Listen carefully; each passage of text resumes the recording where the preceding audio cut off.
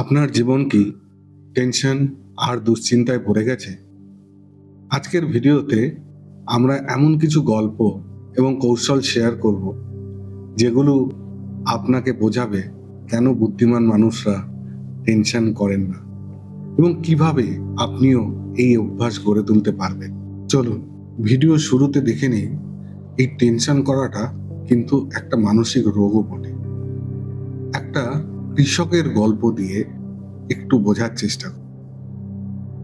একবার একটি গ্রামের একজন কৃষক খুব চিন্তিত হয়ে বসেছিল। তার জমির ফসল বৃষ্টি না হওয়ার কারণে নষ্ট হওয়ার পথে।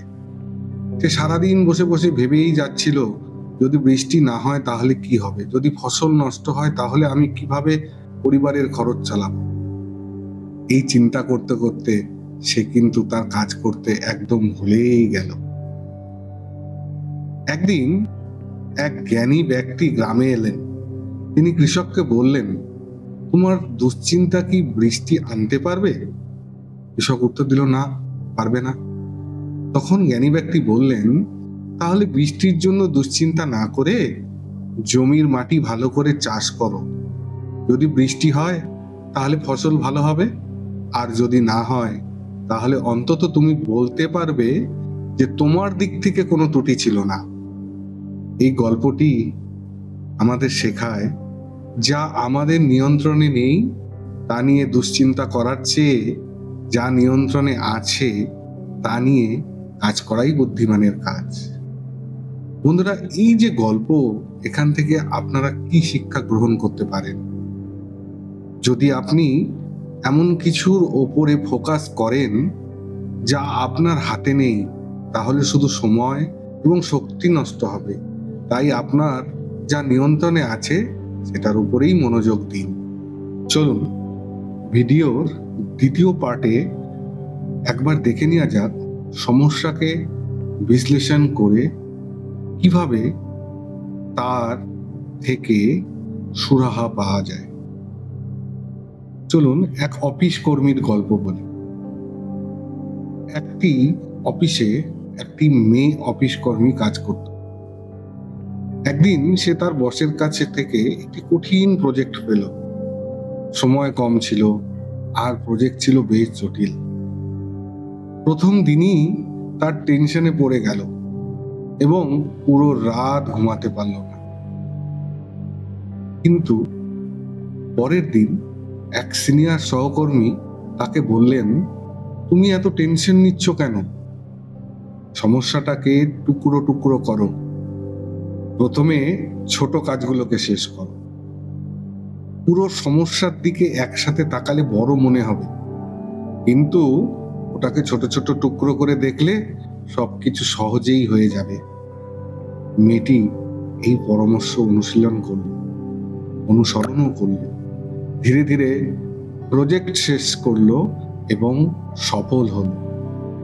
এই গল্প থেকে আমরা বুঝতে পারি, বুদ্ধিমান মানুষরা কখনো পুরো সমস্যার চাপে হারিয়ে যান না, বরং তার সমস্যা থেকে ছোট ছোট ভাগে ভাগ করে তাকে সমাধান করার চেষ্টা করি।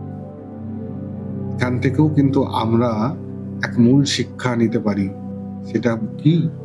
সেটা হলো, সমস্যাকে বিশ্লেষণ করুন, বড় সমস্যাকে ছোট ধাপে ভাগ করুন, প্রতিটি ধাপ সম্পন্ন করার পর ধীরে ধীরে অগ্রসর হন। এবার দেখি এই টেনশন দূর করার তৃতীয় পদক্ষেপ, ইতিবাচক দৃষ্টিভঙ্গি। চলুন এক গল্প দিয়ে বুঝে নিই। এক পরীক্ষার্থী একটি পরীক্ষায় ফেল করেছিল। তার মনে হচ্ছিল জীবন শেষ হয়ে গেছে, সে আর কখনোই সফল হতে পারবে। তখন তার দাদু তাকে একটি গল্প বলেন। দাদু বলেন, একবার দুই বন্ধু জঙ্গলে হারিয়ে গেল। একজন সারাদিন দুশ্চিন্তায় কাটছিল, আর আরেকজন আশেপাশের গাছপালার সাহায্যে একটি আশ্রয় তৈরি করার চেষ্টা করছিল। আর যে বন্ধুটি আশ্রয় তৈরি করার চেষ্টা করছিল, সে কিন্তু রাত নামার আগে খাবারও সংগ্রহ করছিল। আর দুশ্চিন্তা করা বন্ধু কিছুই করতে পারেনি। এই গল্প শুনে ছাত্র বুঝতে পারল ইতিবাচক দৃষ্টিভঙ্গি যে কোনো পরিস্থিতিতে বড় পরিবর্তন আনতে পারে। সে নতুন উদ্যমে পড়াশোনা শুরু করলো এবং পরের পরীক্ষায় ভালো ফল করল। এখান থেকেও আমরা যে শিক্ষা পাই, ব্যর্থতা জীবনের শেষ নয়। ইতিবাচক দৃষ্টিভঙ্গি রাখুন এবং সামনে এগিয়ে যান। এই টেনশন দূর করার চতুর্থ পার্টে আমরা দেখে নেব ধ্যান এবং রিল্যাক্সেশন আমাদের জীবনে কতটা দরকার। রাহুল একজন চিকিৎসক। তিনি প্রতিদিন অনেক রোগী দেখেন এবং কাজের চাপের কারণে প্রায় টেনশনে থাকে। একদিন তার এক সহকর্মী তাকে বললেন, তুমি ধ্যান করার চেষ্টা করো। প্রতিদিন মাত্র 10 মিনিট ধ্যান করলে দেখবে মানসিক চাপ কমে গেছে। রাহুল ধ্যান শুরু করলেন। প্রথমে কয়েকদিন কিছুই বুঝতে পারলেন না, কিন্তু এক সপ্তাহ পর তিনি দেখলেন তার মন অনেক শান্ত। সে এখন অনেক চাপমুক্ত। ধ্যান এবং রিল্যাক্সেশন এমন একটি কৌশল যা বুদ্ধিমান মানুষরা ব্যবহার করে থাকে। তারা জানেন শরীর এবং মনের আরাম না থাকলে কোনো সমস্যার সমাধানই সম্ভব নয়। এখান থেকে যে শিক্ষা আমরা নিতে পারি, প্রতিদিন 10 থেকে 15 মিনিট ধ্যান করুন। নিজের মনের উপর নিয়ন্ত্রণ আনো। চাপ কমানোর জন্য শ্বাস প্রশ্বাসের ব্যায়াম করতে পারে। আমরা এই ভিডিওর ঠিক শেষের দিকে পৌঁছে গেছি। এই পোর্শনে আমরা দেখব টেনশন দূর করার আরেকটি উপায়, চরিত্র গঠন। একদিন এক বনের শিকারী গভীর জঙ্গলে গিয়ে হারিয়ে গেল। তার কাছে খাবার ছিল না, জল ছিল না, চারপাশে শুধু অজানা পশুর আওয়াজ।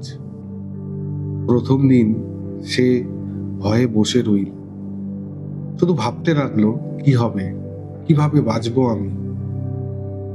দ্বিতীয় দিন সকালে সে ভাবলো, আমি যদি ভয়ে বসে থাকি তাহলে আমার জীবন তো এমনিই শেষ। আমাকে কিছু একটা করতে হবে। সে চারপাশে নজর দিতে শুরু করল। দেখতে পেল একটা ছোট ঝর্ণা। সেখানে জল খেয়ে সে নিজের শক্তি ফিরে পেল। এরপর সে কিছু ফল খুঁজে বের হলো এবং দিনের শেষে সে গাছের ডাল দিয়ে একটি ছোট আশ্রয় বানিয়ে রাত কাটাল। তারপর কয়েকদিনের মধ্যে এভাবেই চলতে থাকলো ডেলিকার রুটিন। আর কয়েকদিনের মধ্যেই সে জঙ্গলের পথ চিনে নিজের গ্রামে ফিরে গেল। পরে শিকারী বলেছিল, ভয়ে বসে থাকলে আমি মরে যেতাম, কিন্তু শান্ত মাথায় চিন্তা করায় আমি বাঁচতে পারলাম। তো এখানকার থেকে যেটা শিক্ষণীয়, ভয়ের বদলে কার্যকর চিন্তা করুন। শান্ত মন নিয়ে প্রতিকূল পরিস্থিতির মোকাবিলা করুন। সমস্যাকে পর্যবেক্ষণ করুন এবং ছোট ছোট সমাধান খুঁজে বের করুন। বুদ্ধিমান মানুষেরা জানেন টেনশন করার অর্থ সময় এবং শক্তি দুটোই নষ্ট করা। জীবনে টেনশন নয়, বরং সমাধানের পথ খুঁজুন। আপনিও আজ থেকে টেনশন ছেড়ে দিন এবং আপনার জীবনে ইতিবাচক নিয়ে আসুন। ভাবুন ইতিবাচক কথা। যদি এই ভিডিওটি আপনাকে অনুপ্রাণিত করে তাহলে লাইক করুন, কমেন্ট করুন এবং আমাদের চ্যানেল অবশ্যই সাবস্ক্রাইব করুন। ধন্যবাদ।